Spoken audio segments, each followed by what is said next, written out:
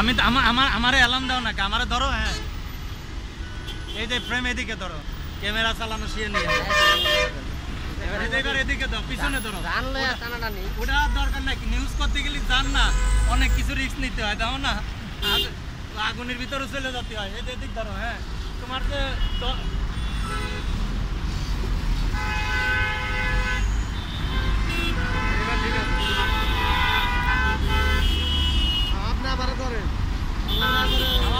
আমি নিউজটা কয়া দিই।